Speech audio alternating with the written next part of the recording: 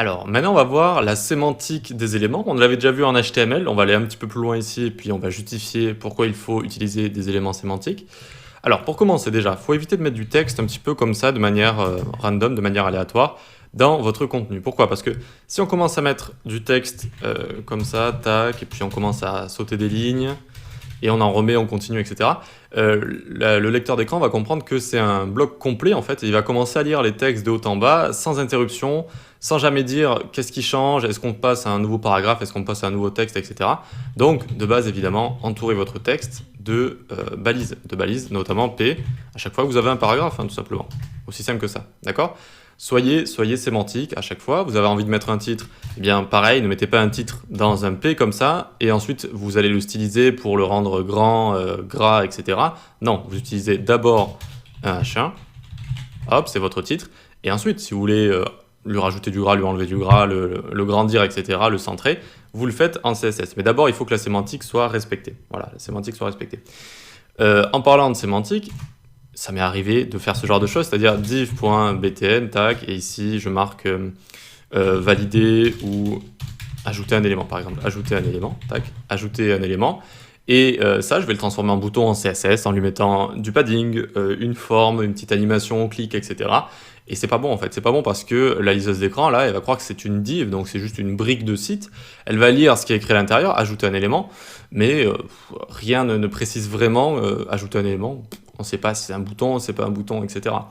Qui plus est, la div btn ici, regardez, si je clique sur mon site et que j'appuie sur Tab, eh bien ça ne va que sélectionner l'URL ici. C'est normal, ça c'est tout à fait logique, mais normalement en fait un bouton c'est censé être sélectionnable avec la touche Tab notamment. Donc si j'écris un button ici et que je mets ajouter un élément, et mieux encore, je vais lui mettre un type button ici.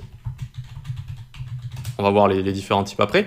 Mais maintenant regardez, j'appuie sur Tab, hop, ça m'amène directement ici, ça m'amène directement dans le bouton. Et je peux me déplacer.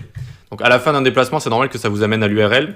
C'est comme en fait si vous étiez en train d'utiliser un lecteur d'écran qu'il vous propose de changer de site par exemple. Hop, et vous pouvez retourner dans l'URL, écrire le site que vous voulez. Mais quand vous arrivez sur une page, il faut pouvoir naviguer. Et parmi quels éléments on navigue? Les boutons, les liens et les formulaires, les inputs. Voilà, c'est ces boutons-là, parmi ces boutons-là qu'on va pouvoir naviguer. C'est normal au final, c'est-à-dire la navigation pour se déplacer dans un site, les boutons pour effectuer des actions et les formulaires pour pouvoir remplir des inputs. D'accord, et donc là, vous voyez que ça le sélectionne directement. Hop, je peux appuyer sur Entrée, par exemple, si j'ai envie ensuite de cliquer sur ce bouton. Donc à chaque fois qu'on fait un bouton, on bannit ça, d'accord? On ne fait plus ça, on ne fait plus une div maintenant, on sait, et on utilise un button. L'utilisateur va savoir que c'est un bouton, le lecteur d'écran va lui dire là il y a un bouton de type button en plus. Type button, ça veut dire que ça va effectuer une action, ajouter un élément, supprimer un élément, faire une animation, rajouter quelque chose, enlever quelque chose, bref, avoir quelque chose de dynamique en fait. Et il existe un autre type qui peut être utilisé, c'est le button type submit.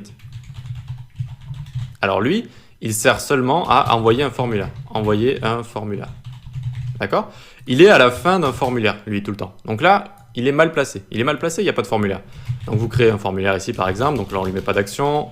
Hop, là, on imagine qu'il y a un label et un input. Tac, donc je remplis rien. Hein. Et juste à la fin, je mets un button. Et là, il va être bien placé. D'accord? Le button type submit. Je peux le mettre ici. J'appuie sur Alt, je descends. Tac, là c'est correct. Là, c'est correct. D'accord? Donc on a un label for, par exemple, prénom. Ici, on va mettre entrer votre prénom. Voilà. Ici, on lit l'input au label en faisant ID est égal prénom, donc la même chose qu'il y a dans le for ici. C'est-à-dire juste que si vous cliquez sur le label qui est entrer votre prénom, regardez, hop, ça m'amène directement dans l'input, tout simplement. Et là, notre bouton est à la fin d'un formulaire. Alors le formulaire ne ressemble pas à grand-chose, hein. Il faudrait sauter des lignes, etc., le mettre les uns au-dessus des autres. Mais en tout cas, il est à la fin d'un formulaire. Donc si je commence à remplir ça et que je mets mon prénom, je mets Enzo et je commence à envoyer un formulaire, regardez, hop. Donc le comportement par défaut, c'est d'envoyer les données à un serveur, et donc c'est ce qu'il essaye de faire. Là, vous voyez, ça fait disparaître les données de l'input, et il y a un rafraîchissement léger qui apparaît là, et donc en fait, c'est ce qu'il essaye de faire, il essaye d'envoyer les données. Et donc en fait, ça fonctionne bien, notre submit fonctionne bien, ça envoie bien le formulaire, parce que je l'ai mis ici dans un form, tout simplement. Voilà. Très bien, donc ça, c'est pour les formulaires, c'est pour les boutons. Donc maintenant, différence entre les boutons et les liens. Parce qu'au final, ça peut un peu se ressembler. C'est-à-dire vous allez cliquer sur un lien de votre navigation, ça va vous amener sur une autre page de votre site ou un endroit de votre site. C'est un petit peu comme une fonctionnalité au final d'un bouton. Eh bien, les boutons, on les utilise quand justement on a envie d'avoir une fonctionnalité dynamique, ajouter un élément, faire une animation, interagir avec l'utilisateur. Et les liens, c'est seulement pour la navigation. Et donc pour la navigation, vous allez utiliser des liens comme ça, avec un href.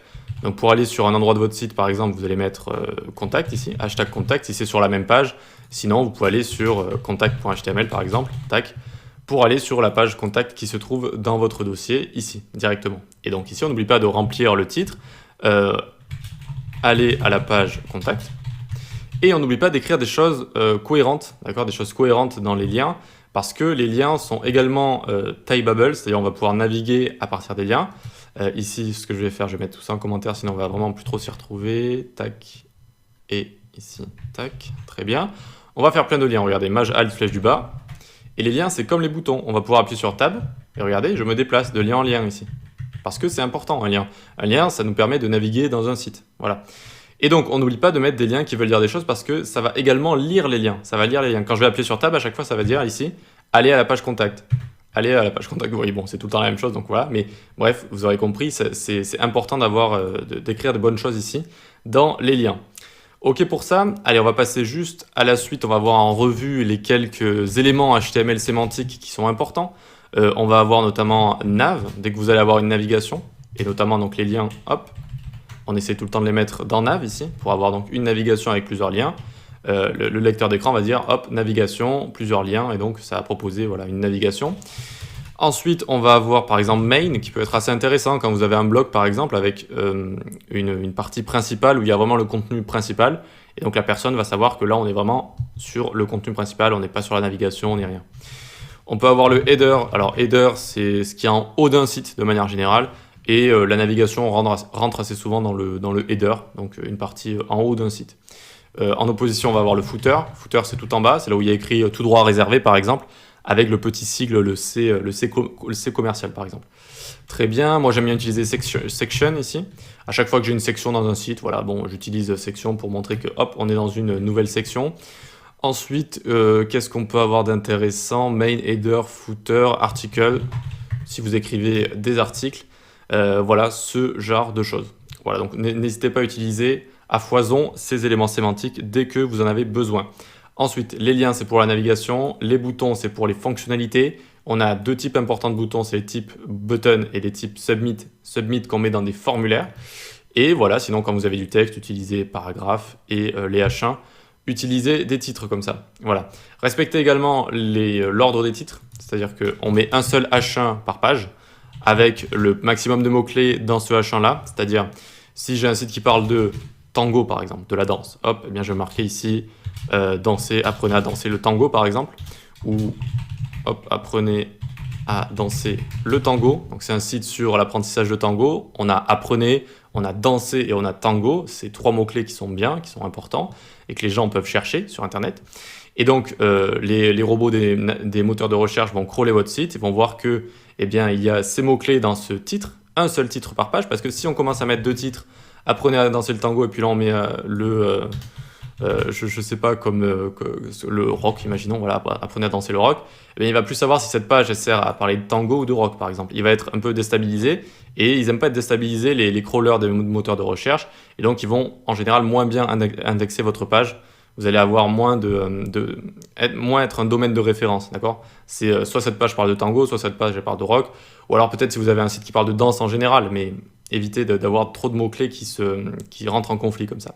Et donc un seul H1 par page, et ensuite on respecte H2, on peut en mettre 2 H2 par exemple, 2 H2 avec des sous-catégories de tango, 3 H3 par exemple, vous allez avoir des articles avec à chaque fois un titre H3, et plus vous descendez, plus vous pouvez mettre en fait de heading comme ça, donc plus vous pouvez mettre de titres. Voilà. Le H5 par exemple, vous pouvez en mettre un petit peu plus, etc., etc. Mais il faut éviter de passer du H3 au H5 par exemple. Vous essayez de faire H4, ensuite H5, etc., etc. On suit le 1, 2, 3, 4, 5, etc. etc., etc. Voilà, je me répète, mais il faut essayer de bien présenter ces titres comme ça. Allez, ok pour la sémantique, on peut passer à la suite.